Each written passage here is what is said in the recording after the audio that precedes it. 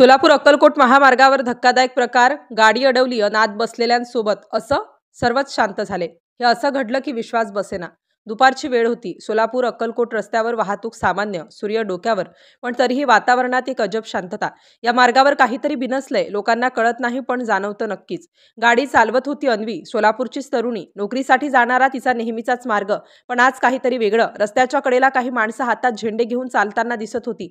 पांढरे कपडे, मंद गतीने चालणं आणि अन्वीच्या गाडीसमोर अचानक एकाने हात उंचावत थांबा असा इशारा केला।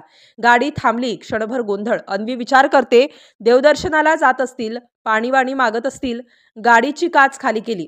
समोर उभ्या असलेल्या दोन महिलांनी थेट विनंती केली, बहिणी थोडं पाणी द्याल का? खूप लांबून आलोय, तहान लागलीये। अन्वीने गाडीमधला जार काढला, बाटली भरली। त्या महिलांच्या चेहऱ्यावर एक उदास पण विचित्र शांतता।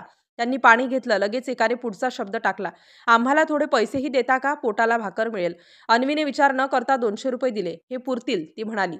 पण अचानक त्या महिलांनी एकमेकांकडे पाहिलं आणि शांत आवाजात म्हणाल्या, आम्ही 10-12 जण आहोत, एवढ्यात काय होणार बहिणी, थोडं जास्त द्या। क्षणभर अन्वी थबकली। त्यांचा आवाज, त्यांच्या डोळ्यातील विचित्र अपेक्षा, काहीतरी अजब। तिनं सांगितलं, माझ्याकडे जास्त पैसे नाहीत। महिलांनी काहीही न बोलता नुसतं पाहिलं। थोड्या भीतीने अन्वी पुढे निघून गेली। रस्त्यावर पुढे 2-3 किलोमीटर गेलेली नव्हती आणि तिथे पुन्हा नेमका तसाच दृश्य, तोच रस्ता, तेच कपडे, तशीच पाण्याची मागणी।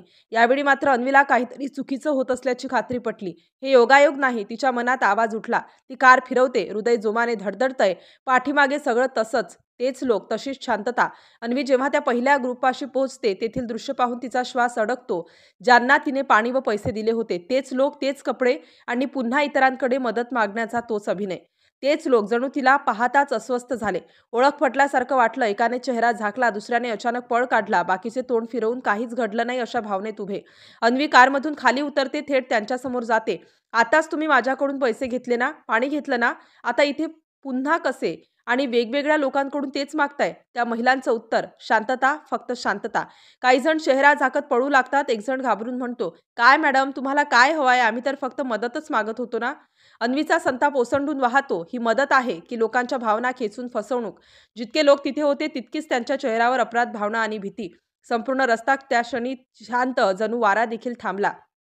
लगेच अन्वी मोबाईल काढते, संपूर्ण प्रकाराचा व्हिडिओ रेकॉर्ड करू लागते। तिच्या आवाजात कंप आहे, भीती नाही, लोकांच्या श्रद्धेचा, दानधर्माचा असा गैरवापर।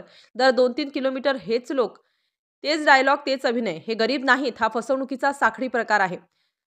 कॅमेरा चालूच आणि त्या लोकांना पळ काढताना पाहून असे वाटते की हा प्रकार 1-2 दिवसांचा नाही, हे अनेकांना लुटत असावेत। शेवटी अन्वीने पोलिसांना माहिती दिली। खरी गरज असलेल्या लोकांना मदत मिळाली नाही, त्यामागे अशा लोकांचा हात आहे, ती कठोर स्वरात म्हणाली। आणि शेवटी सगळं स्पष्ट होतं। सोलापूर अक्कलकोट मार्गावर रस्त्याने जाणाऱ्या प्रवाशांना भावनिक ब्लॅकमेल करून पैसे उकळण्याचा प्रकार सुरू होता। पाणी मागण्याचा बहाणा, देवदर्शनाचं आव आणणं, 10-12 जण आहोत असं सांगून पैसे दाबून काढणं आणि काही पावले पुढे जाऊन पुन्हा दुसऱ्यांकडे, हाच नाटकीपणा। हा प्रकार अन्वीने उघड केला नसता तर किती लोकांची फसवणूक झाली असती कुणास ठाऊक। संपूर्ण सोशल मीडियावर हा व्हिडिओ चांगलाच व्हायरल झाला। कमेंट्समध्ये लोक संतापले। काही जण तर म्हणाले, असल्या लोकांमुळे खऱ्या गरिबांचीच गैरसोय होते।